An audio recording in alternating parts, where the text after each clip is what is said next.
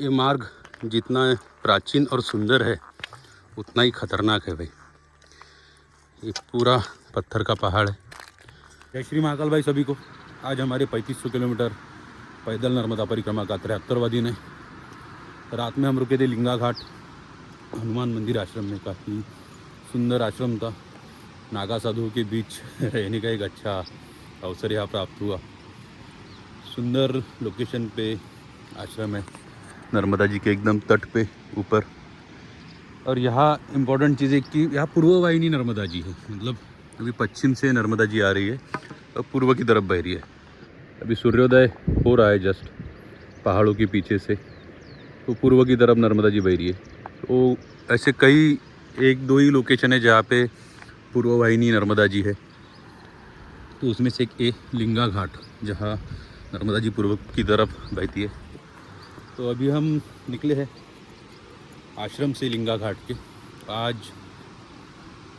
Shoes भी हमने नए पहन रखे काफ़ी दिनों बाद। मतलब ऐसा पकड़ लो कि 2500 किलोमीटर पे शूज़ चेंज हो चुके हैं अभी फाइनली। रिमेनिंग 1200 जो कुछ बचा होगा, पता नहीं कितना बचा है। तो जल्दी अमरकंटक पहुँचेंगे आने वाले 4-5 दिनों के अंदर। अमरकंटक में ही करने वाले थे 75% कंप्लीट होने के बाद। बस सोचा कि नहीं अभी ले रखे हैं, 3-4 दिन से बैग में वेट हो रहा था उसका, तो यूज़ ही कर लेते हैं। इसलिए आज से नए शूज़ के साथ नई जर्नी एकदम किनारे से चल रहे हैं।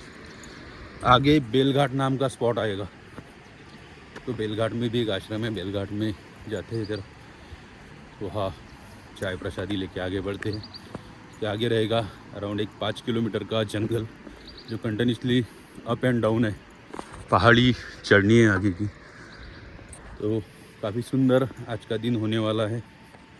कौवा डोंगरी नाम से एरिया है। कौवा डोंगरी का पहाड़ी जो है, पहाड़ी चढ़ के हम आगे बढ़ेंगे।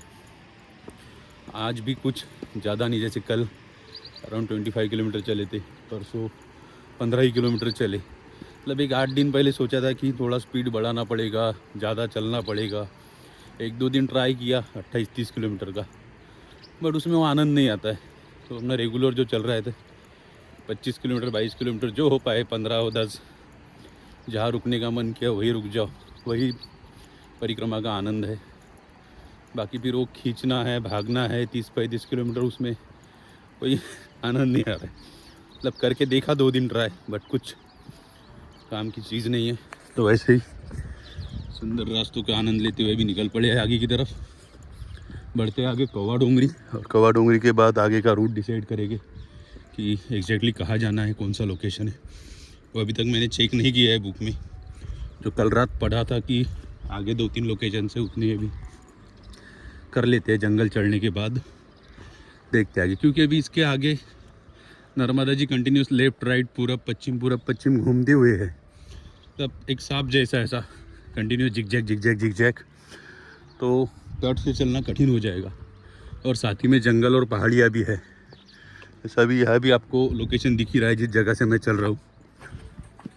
तो आगे देख के वो एक पर्टिकुलर रूट डिसाइड करना पड़ेगा किस रूट से जाना है। रूट डिसाइड करते कौवा डोंगरी पहुँच के पहली पहाड़ी चढ़ लेते, उसके बाद में पहाड़ी है, रास्ता है कैसा है।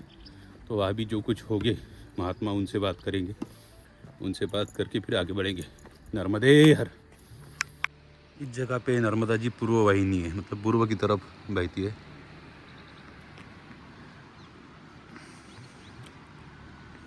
सुंदर दृश्य अभी समझ में आ रहा है पूर्व वाहिनी क्यों बोलते हैं। एग्जैक्ट जहाँ सूर्योदय हो रहा है पूरब में, उसी तरफ नर्मदा जी बह रही है। सुंदर दृश्य। नर्मदे हर।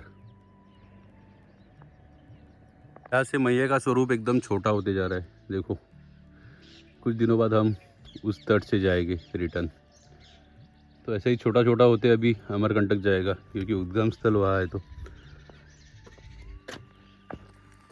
मतलब कहीं मध्य प्रदेश के कई भागों में या गुजरात में एकदम विशाल रूप नर्मदा जी का देखा, और यहाँ एकदम कम छोटा सा। ऐसे ही अभी अलग अलग जगह पे अलग अलग रूप नर्मदा जी के देखने को मिलते हैं। अमरकंटक में नर्मदा जी की बाल्यावस्था बोली जाती है, मतलब एकदम ही छोटा रूप। तो वहाँ पता भी नहीं चलता है कि आप कब क्रॉस कर जाओगे। मतलब अभी जो मैंने सुन रहा हूँ लोगों से सुन रहा हूँ कि कई जगह ऐसी है कि जहाँ पता नहीं चलता है कि आप नर्मदा जी के बाजू से चल रहे हो और आप कब क्रॉस कर जाओगे। तो वही जगह पे एकदम संभल के चलना है, ऐसा भी बताया गया है। तो वो भी देखेंगे आगे। पहुँच ही रहे अमरकंटक जल्द ही। अपने लिए जी। महुआ कहाँ बन रहे भाई, शराब यहाँ पे, दारू। सुबह सुबह भट्टी लगा लिया आपने। क्या करेंगे, रोज ही चला रहे हैं जी। नहीं ये ऐसा देख के कोई नहीं बता पाएगा कि ये नर्मदा जी है, बट ये है। इतना कम पानी, मतलब डेप्थ भी कम और चौड़ाई भी नहीं है, एकदम ऐसा स्पॉट में पानी भरा हुआ है बस, कम पानी में। इन जगहों से बिना पैर गीले करे उत्तर से दक्षिण तट या दक्षिण से उत्तर तट आ जा सकते हैं। भाई कमाल है, चीज़ ही कमाल है। नर्मदे हर। इस जगह पे बिल्कुल भी पानी नहीं है, एकदम थोड़ी सी पतली सी धार, वो भी पत्थरों के ऊपर से जा रहा है। शायद यही से बेलखेड़ा वाला रोड है। फ्लैग्स दिख रहे हैं ऊपर, चल के देखते हैं। बेलघाट, बेलखेड़ा।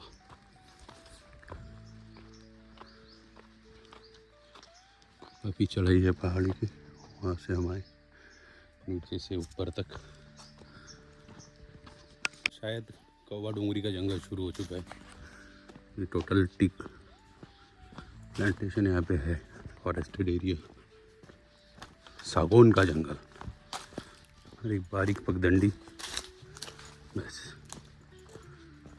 यही से शायद शुरुआत है। क्योंकि यहाँ बोर्ड तो कहीं पे होती नहीं कि बोर्ड लगा है यहाँ से रास्ता ऐसा है। 2-3 फ्लैग्स नीचे रखे थे, तो वहाँ से ऊपर चढ़ते एक पगडंडी मिल गई है। बढ़ते आगे।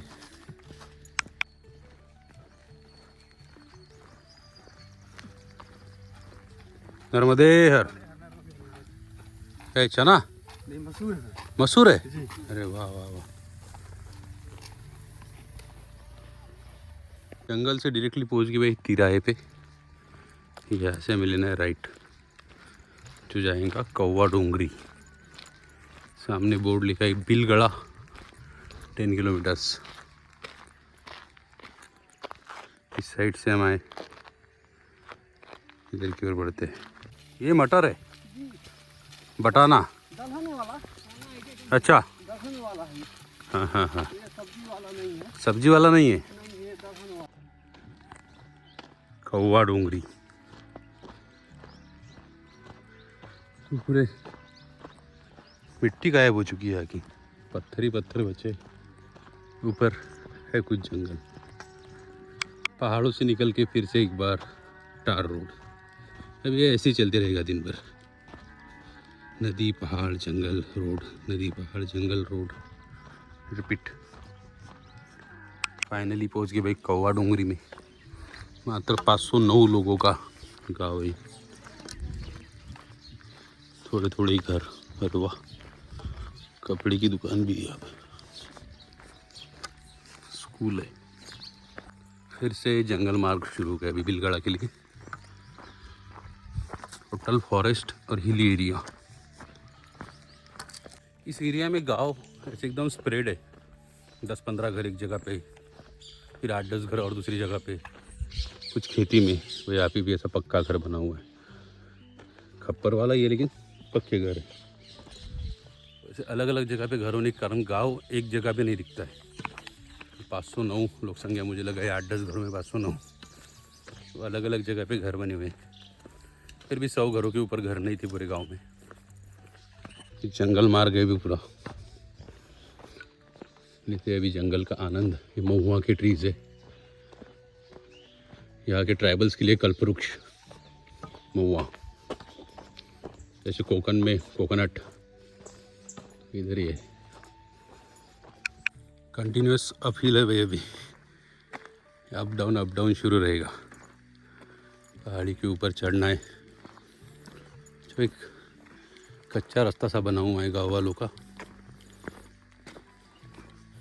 इसको फॉलो करते हुए ऊपर बढ़ना है। घूमते घूमते पहाड़ी के ऊपर जाएंगे।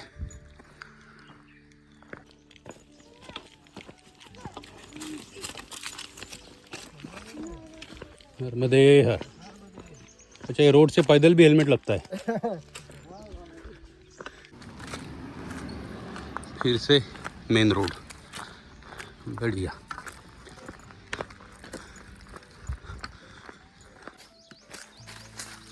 डिपार्टमेंट नहीं काट रखे है शायद।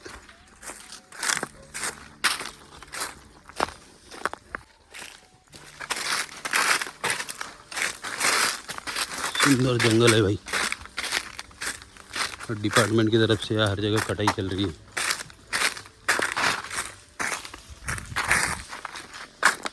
जी हाथ से बीड़ी बना दे भाई। बीड़ी पत्ती, इसमें क्या तंबाकू? जी, ये तम्बाकू हो गए। अच्छा,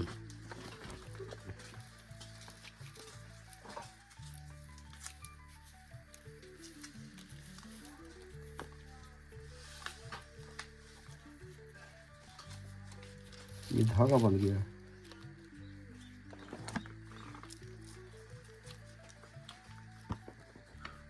बन भी गई। बन गई। सेकंड में काम है आपके पास। 1 रुपये का पड़ता है एक अच्छा, देने में। ये बन गया अपने लिए। तो एक खुद के लिए।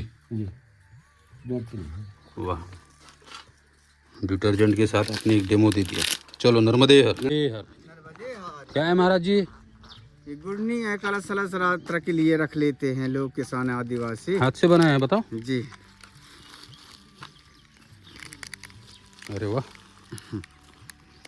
शादी आदि करते हैं तो कलश के लिए। कितने का है?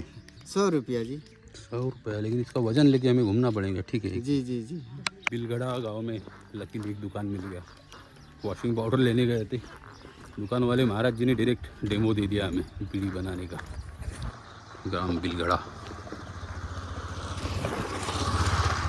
एक मतलब ऐसा 15-20 सेकंड में बीड़ी बना दी उन्होंने, खतरनाक।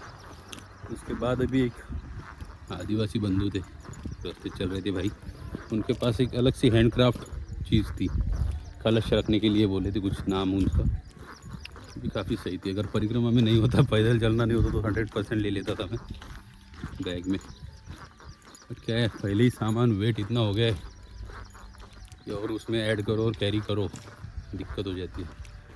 तो नेक्स्ट टाइम अगर कभी आते हैं बाइक या कार तो 100% ले लेंगे। वो चीज़ काफ़ी सुंदर थी। बिलगढ़ा का आश्रम बंद था, नर्मदे हर। तो बढ़ते अभी दुपट्टा संगम की तरफ, ऐसे और आगे पहाड़ों में एक गाँव है दुपट्टा नाम से, दुपट्टा संगम। पहले दिन शूज़ की इतनी ज़बरदस्त टेस्ट होगी पता नहीं था। एकदम उसकी जांच चल रही है, आगे काम कर पाएगा या नहीं है। वो पास तो हो रहा है टेस्टिंग में। ये भी एक रिवर बेड से ही चल रहे। ये नदी ख़त्म हो चुकी है, बस पत्थर बाकी है उसके, पूरा नदी वाला ही रास्ता है। यहाँ से बड़ा कन्फ्यूजन हो गया भी, यहाँ से जाऊँ या इधर से जाऊँ। नर्मदे हर बाबा।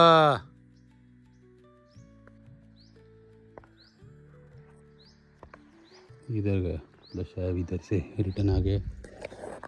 चलो इसी रूट से, यही रास्ता सही है। पहाड़ी और बाजू में नर्मदा जी, फेंसिंग के बीच में एग्जैक्टली राइट हैंड पे नर्मदा जी है, इधर पहाड़ियाँ बीच से जा रहा है रास्ता। मात श्री नर्मदे हर। परफेक्ट रोड से जा रहे हैं हम। वहाँ से जाते थे खेत में आके फंस जाते थे। और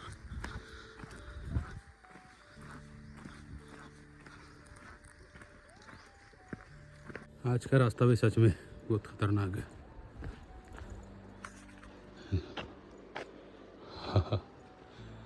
और नीचे नर्मदा जी, पहाड़ों के बीच से रास्ता। यहाँ भी पूरा पानी रहता होगा कि ये जो ज़मीन दिख रही है, इस एरिया में कुछ अलग तरीके का रॉक फॉर्मेशन है, जैसे लावा रॉक्स होते हैं, वाइट वाला अलग, ब्लैक अलग, ऐसा लगता है पिघल के डाला हुआ है फिर स्टेबल हुआ है।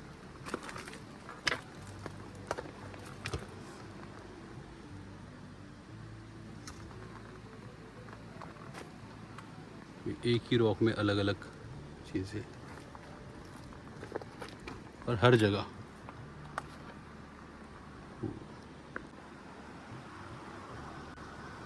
मुझे तो वॉल्केनो ही लग रहा है।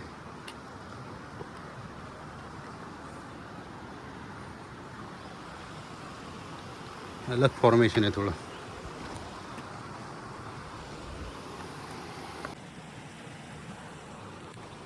फाइनली पहुंच गए भाई दुपटा नदी संगम के आश्रम में। और यहाँ पे संगम है नर्मदा जी और दिप्ता नदी का। राइट हैंड पे नर्मदा जी और सामने हमारे इधर से आ रही है दिप्ता रिवर। तो दिप्ता और नर्मदा जी का संगम, तो इसका नाम है दुपटा संगम। और नदी के उस पार भी नर्मदा जी, उस पार भी एक आश्रम है। कुछ दिन बाद वहाँ भी जाएंगे। श्री सिद्धेश्वर महादेव मंदिर ऐसा लिखा है उसके ऊपर, नर्मदे हर। ये है दुपटा संगम, दिप्ता और नर्मदा जी का संगम। ये दुर्वास ऋषि की तपोभूमि है। और हम ले रहे हैं अभी चाय का आनंद। नर्मदे हर। श्री सर्वेश्वर महादेव।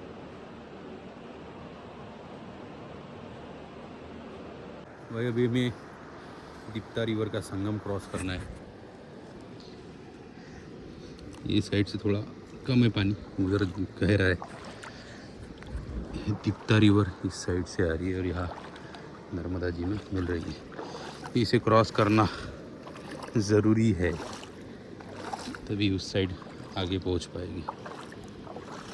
इतने धूप में भी भयंकर ठंडा वाला पानी भाई। ज़्यादा होगा नॉर्मल सा, काफ़ी ठंडा पानी है। अभी तो मैं ध्यान दे के जा रहा हूँ क्योंकि मैं धारेश्वर में ऐसे ही संगम में ही गिरा था। तो अभी मैं संभल के एकदम, और वहाँ पत्थर काफ़ी स्लिपरी थे इसलिए। संगम फाइनली पहुँच गए इस साइड। चलते ऊपर। हमसे ऊपर चढ़ने के बाद अभी कंटिन्यूस 5 किलोमीटर का एक खेतों से ही रास्ता है, पगडंडी वाला। अभी यहाँ तो मटर का खेत था इसलिए कुछ नहीं, बट आगे जो रहेगी गेहूँ, चना, मसूर, तो वह हर जगह पानी पानी रहेगा। नर्मदे हर। शायद कोई घर है वहाँ, आवाज आएगा। उधर ही आ रहे हैं। यहाँ नर्मदा जी है, यहाँ से घर से आवाज दे रहा है कोई। इसी घर से किसी ने आवाज दिया था, बट ये घर बंद है। नर्मदे हर।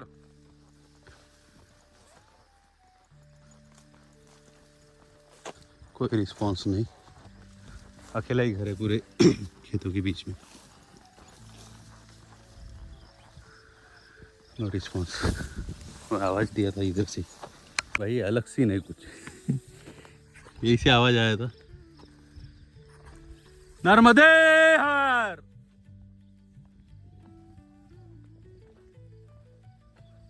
No reply. खेतों से निकलकर अभी जंगल में एंटर हो गए। जंगल रास्ते चले गए। चकदही की तरफ हम अभी बढ़ रहे हैं। चकदही नाम से कोई गांव है आगे, तो वही जाना है। नर्मदा जी हमारे साथ ही है, कोई डर की बात नहीं। बट वो जो घर था खेतों में, वहाँ से आवाज़ आई थी, नर्मदे हर ही आवाज़ आई थी। शायद कोई होगा आजू बाजू, बट घर को बाहर से बंद था, घर में कोई नहीं था। मैं 2-3 बार आवाज़ दिया, कोई रिप्लाई नहीं आया है। कोई होगा, निकल गया होगा आगे, या खेत में काम करने वाला कोई होगा। निकलते हैं जंगल से। पूरा ड्राई डिसीडियस फॉरेस्ट है, फुल्ली टिक मतलब सागौन का जंगल सुंदर। और ये भी पुराने नदी नाले हो गए जो अभी बह गए, सिर्फ पत्थर नीचे बचे हैं। अभी गिने चुने जो कुछ प्राचीन मार्ग बचे हुए हैं उसमें से एक में ये मार्ग अच्छा है, मतलब मंडला से अमरकंटक काफ़ी सुंदर मार्ग है, नर्मदा जी के साथ साथ चल सकते हो। तो प्राचीनतम मार्ग है परिक्रमा का, जैसे हमारा एक शुरुआती दिनों में था जब परिक्रमा शुरू किए थे, वो भी एकदम किनारे से चलते थे, वैसे ही ये मंडला से अमरकंटक। असली आनंद इसी मार्ग में। यहाँ भी उत्तर वाहिनी नर्मदा जी है आगे, जो उत्तर की तरफ बहती है। मॉर्निंग में जहाँ हम थे सुबह, वहाँ पूर्व वाहिनी थी। पूर्व वाहिनी की भी पूरे नर्मदा खंड के अंदर 2 ही लोकेशन है, जहाँ से एक में हम थे आज। तो पूर्व की तरफ नर्मदा जी बहती है, तो यहाँ आगे अभी कंटिन्यूस जिगजैग रहेगा। तो उत्तर वाहिनी की परिक्रमा यहाँ तो नहीं होती है, लेकिन मध्य प्रदेश की काफ़ी जगहों पे होती है, और पंचक्रोशी भी होती है। नर्मदे हर। दक्षिण तट से उत्तर तट में इजीली क्रॉस हो रही एक मैया है हरी उधर से।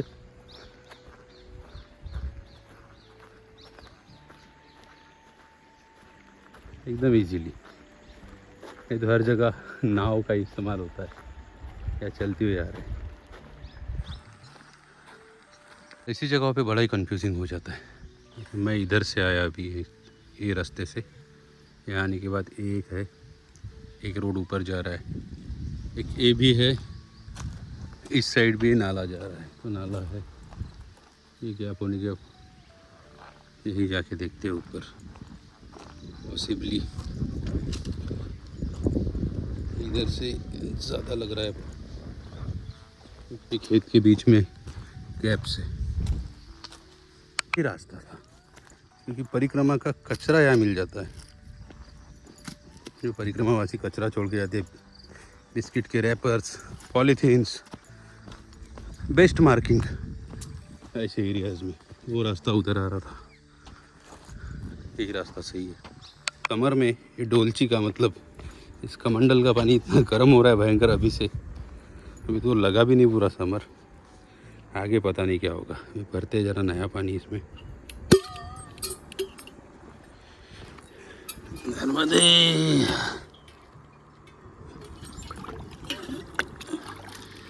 वाह, आनंद है भाई, एकदम शीतल जल।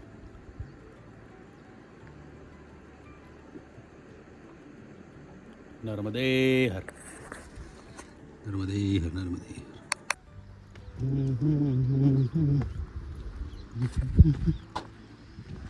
एकदम डेंजरस रूट ये है, मतलब कॉर्नर से, और एक पैर रख सकेंगे इतनी ही जगह यहाँ पे है। ये ऐसे छोटे छोटे पत्थर डायरेक्ट नीचे। नर्मदे हर।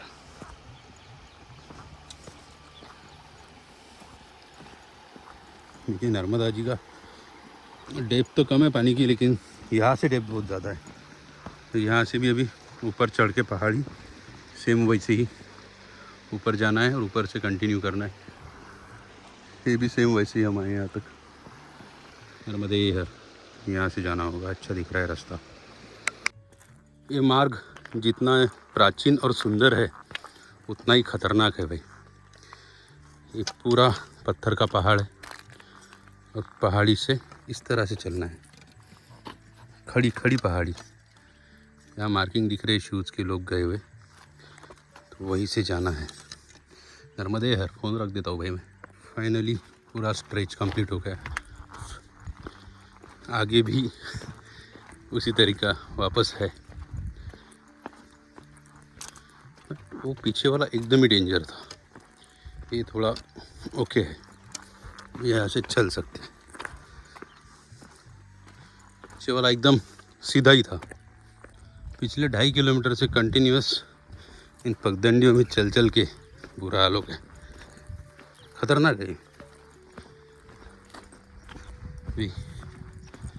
5:15 हो चुके हैं, सूर्यास्त भी होने वाला है। सुंदर पहाड़ों के पीछे जल्दी पहुंचना है आश्रम तक।